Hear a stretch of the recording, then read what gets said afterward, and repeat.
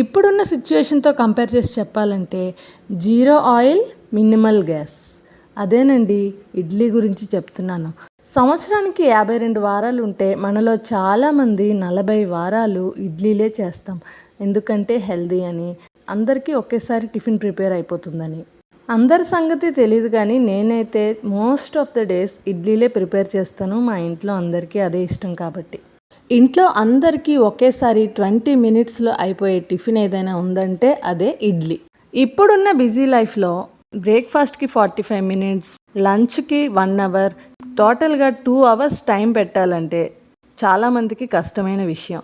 So morning మనలో చాలామంది ఎక్కువగా ఇడ్లీలు చేయడానికే ప్రిఫర్ చేస్తాం.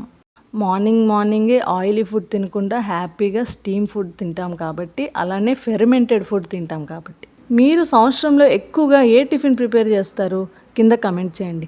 అసలైతే మన ముందు జనరేషన్లో మార్నింగ్ ఇడ్లీలు, దోశలు, వడ, పూరి ఇలాంటివి ఏమీ లేకుండా హ్యాపీగా పెరుగన్నమో చల్లదన్నమో తినేసేవాళ్ళు.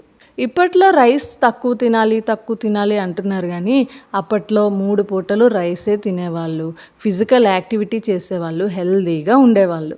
ఇప్పుడేమో అన్నీ కంప్యూటర్ ముందు చేసే ఉద్యోగాలు, ఫిజికల్ యాక్టివిటీ తగ్గిపోయింది.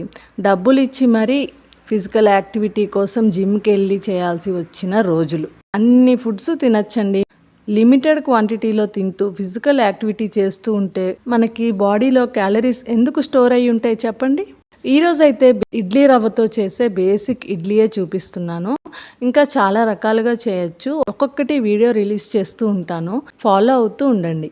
నేను చెప్పిన మెజర్మెంట్స్తో ఫాలో అయ్యి ప్రిపేర్ చేస్తే ఇడ్లీలు నోట్లో పెట్టిన వెంటనే కరిగిపోతాయి. కమెంట్ సెక్షన్లో ఫుల్ ప్రాసెస్ అండ్ టిప్స్ డీటెయిల్గా ఇచ్చాను, ఒకసారి చెక్ చేయండి.